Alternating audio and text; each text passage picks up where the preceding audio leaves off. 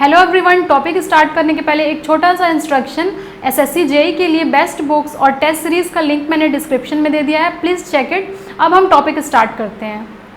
दोस्तों, आज का जो हमारा सेशन होने वाला है वो होने वाला है operation of transformer on loaded condition, keeping the winding resistance zero.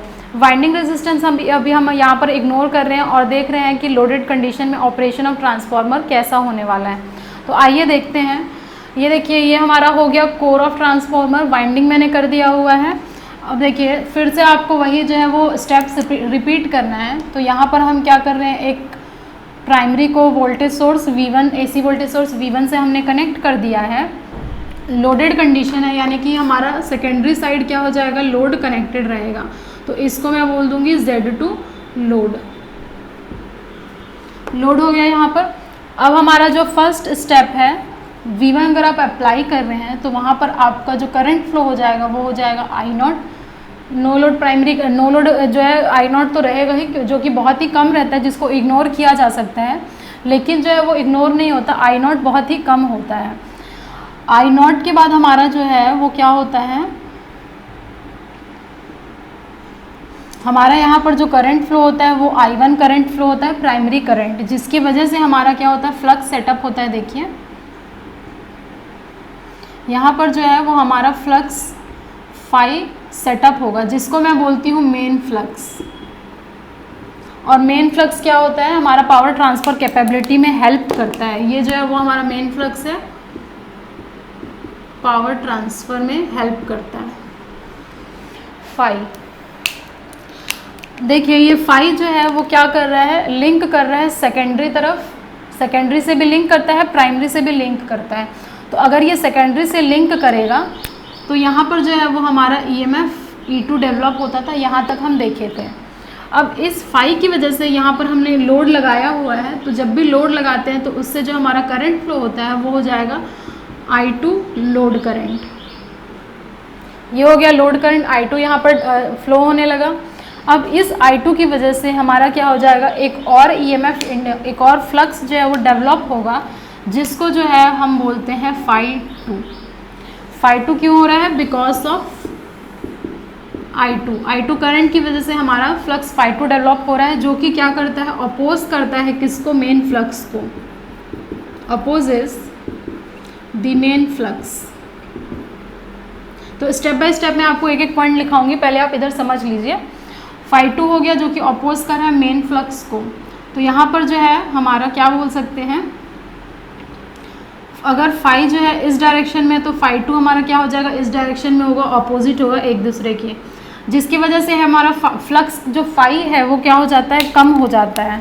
Flux का, मेन फ्लक्स का इफेक्ट जो है वो कम होने लगता है, रिड्यूसेस। अब अगर फ्लक्स रिड्यूस्ड हुआ तो हमारा यहाँ पर E1 जो है, जो डेवलप होता है, क्योंकि लिंक करता है प्राइमरी वाइंडिंग से भी, तो यहाँ पर प्राइमरी इंड्यूस्ड EMF E1 जो है वो डेवलप होता है, इंड्यूस्ड होता है, जिसकी वजह से हमारा E1 जो है वो क्या होने लगता है, रिड्यूस होने लगता है। E1 रिड्यूस होने लगता है, जिसकी वजह से क्या होता है, जो भी हमारा V1 और E1 का डिफरेंस है वो कम होने लगता है। इसकी वजह से हम लोगों को क्या होता है, एक एडिशनल कंपोनेंट प्राइमरी करंट में ड्रॉ करना पड़ता है। एडिशनल करंट I1 डैश जो है वो प्रोड्यूस्ड होता है, इसको जो है वो नलीफाई करने के लिए। इसी करंट I1 डैश को हम बोलते हैं counter balance current. Counter balance current, counter balance current, counter balance current बोलते हैं। और इसकी वजह से जो है हमारा क्या हो जाएगा, देखिए स्टेप बाय स्टेप मैं लिख रही हूँ यहाँ पर आपके लिए। I1 डैश की वजह से एक φ1 डैश जो है फ्लक्स जो आएगा, due to I1 dash. I1 dash की वजह से यहाँ पर φ1 डैश डेवलप हुआ, जो कि क्या करेगा, इस फाई के फेज में होगा। देखिए, अगर ये इसको अपोज कर रहा है, फिर फाई कम हो रहा है, तो यहाँ पर एक φ1 डैश जो है वो एक्स्ट्रा आ जाएगा, जो कि φ1 डैश फाई के फेज में होगा, इसको नलीफाई करने के लिए। तो ये हो जाएगा इन फेज विथ फाई, तब जा करके जो φ2 का इफेक्ट जो है वो नहीं आना चाहिए, क्योंकि अगर ये φ2 आ गया हमारा पिक्चर में, तो इसकी वजह से हमारा मेन फ्लक्स जो है वो कम हो जाएगा, और मेन फ्लक्स कम हो जाएगा तो हमारा E1 पे इफेक्ट आएगा, इंड्यूस्ड EMF पे, तो पावर ट्रांसफ़र कैपेबिलिटी जो है वो अच्छे से नहीं हो पाएगा। ये हो गया हमारा पूरा एक एक स्टेप्स। अब इसको जो है आप वर्ड्स में लिख लीजिए, फिर हम देखेंगे कि EMF MMF का रोल प्ले होता है। फर्स्ट पॉइंट हमारा आता था V1 की वजह से क्या होता था, हमारा I1 and I0 current flow होता था ड्यू टू सोर्स। ये हो गया सेकेंड स्टेप। थर्ड स्टेप क्या होता था, देखिए थर्ड स्टेप हमारा फ्लक्स डेवलप होगा, फ्लक्स फाई डेवलप्ड, जिसको हम बोलते थे मेन फ्लक्स। फोर्थ पॉइंट, इस मेन फ्लक्स फाई की वजह से हमारा क्या होता था, ये फाई जो है वो लिंक करता था सेकेंडरी में, लिंक्स विथ सेकेंडरी, जिसकी वजह से E2 जो है वो इंड्यूस सेकेंडरी इंड्यूस्ड EMF यहाँ पर इंड्यूस्ड होता था। ऑल्सो यहाँ पर हमारा लोड कनेक्टेड है Z2, load Z2 is connected, जिसकी वजह से हमारा क्या हो जाएगा, I2 current flows, I2 current flow होने लगेगा देखिए। और ये I2 करंट की वजह से हमारा क्या हो जाएगा, एक और EMF आ जाएगा φ2। सिक्स्थ पॉइंट हमारा φ2 आ जाएगा, सेकेंडरी फ्लक्स, जो कि आ रहा है ड्यू टू I2 की वजह से आ रहा है। अब ये जो φ2 है वो क्या करेगा, मेन फ्लक्स को अपोज करेगा, opposes the main flux phi, यानी कि मैं यहाँ बोल सकती हूँ φ2 अगर इस डायरेक्शन में है तो हमारा फाई इस डायरेक्शन में, एक दूसरे के ऑपोजिट है। 8 पॉइंट देखिए क्या हो जाएगा, फाई रिड्यूसेस, सो EMF E1 also reduces, E1 भी कम हो जाएगा हमारा, जिसके E1 जब कम हो जाएगा तो हमारा V1 और V1 माइनस E1 का डिफरेंस कम हो जाएगा, जिसकी वजह से एक एडिशनल प्राइमरी करंट जो है उसको I1 डैश ड्रॉ करना पड़ेगा, जिसको हम बोलते हैं काउंटर बैलेंस करंट। और I1 डैश की वजह से एक φ1 जो है वो फ्लक्स सेटअप होगा due to φ1 dash due to I1 dash, और जो φ1 डैश है वो है in phase with phi main flux. तो देखिए हमारा ये है फाई, ये हो जाएगा हमारा φ2, φ1 डैश प्रोड्यूस होगा जो कि इसके साथ होगा।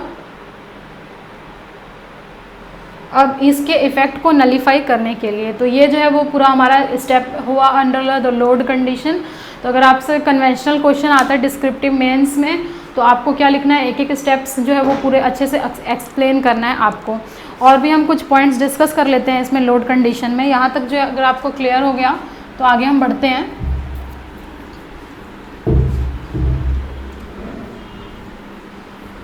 आगे जो देख लेते हैं,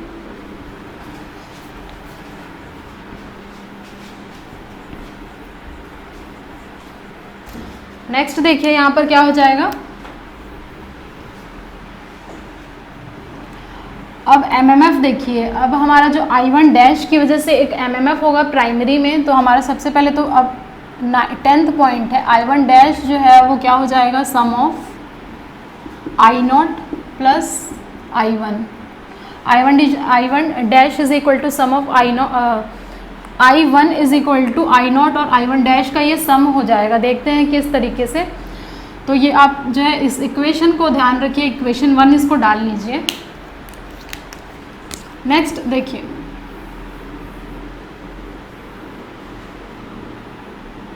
I1 डैश क्या था हमारा, I1 डैश को अभी मैंने कहा था counter balance current, counter balance current. एक एक पॉइंट जो है वो थोड़ा सा कंफ्यूजिंग है, इसलिए ध्यान से देखिएगा आप इसको। काउंटर बैलेंस करंट, और ये किसको जो है वो अपोज करता है, किसकी वजह से ये जो है अपोज करने के लिए आता है, तो ये I1 dash is equal to K times of I2।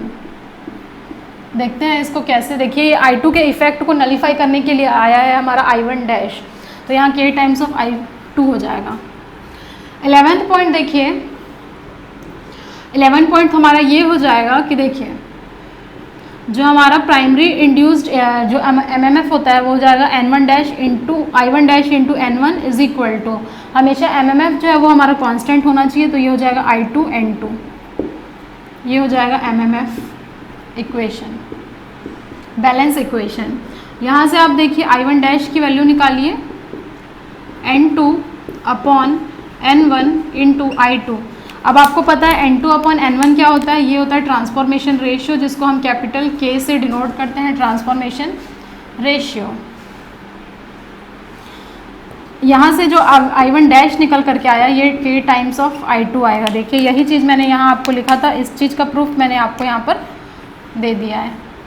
I1 dash is equal to K times of I2। देखिए I1 dash is equal to K times of I2, counter balance current is equal to K times of I2 हो जाएगा। अब कई बार क्या होता है, generally जो है वो I0 बहुत ही ज़्यादा कम होता है, I0 is very very less, तो आपका जो I1 है वो I1 डैश के बराबर होता है। एक्चुअली ये होता है रिजल्टेंट दोनों का, किसका, I1 is equal to primary current is equal to I0 plus I1 dash, phasor addition होता है, फेजर सम। लेकिन कई बार क्या होता है I0 को जो है वो इग्नोर किया जाता है, जिसकी वजह से हमारा क्या होता है I1 is equal to I1 dash आ जाता है। तो ये जो है वो क्या हो जाएगा, हमारा ट्रांसफार्मर का लोडेड में हमारा ऑपरेशन हो जाएगा पूरा। देखिए मैंने बात किया है। और नेक्स्ट जो हम क्लास में बात करने वाले हैं वो हो जाएगा हमारा phasor diagram on load condition. Thank you everyone for watching this video till end. If you like this video, share with your friends and subscribe this channel. Don't forget to press the bell icon button to get further updates. और अगर आप हमारे Telegram channel से जुड़ना चाहते हैं तो उसका भी लिंक मैंने डिस्क्रिप्शन और फर्स्ट कमेंट में दे दिया है, please check it. SSC JEE के लिए बेस्ट बुक्स और टेस्ट सीरीज़ का भी लिंक मैंने डिस्क्रिप्शन में दे दिया है। Thank you very much, see you soon in the next video.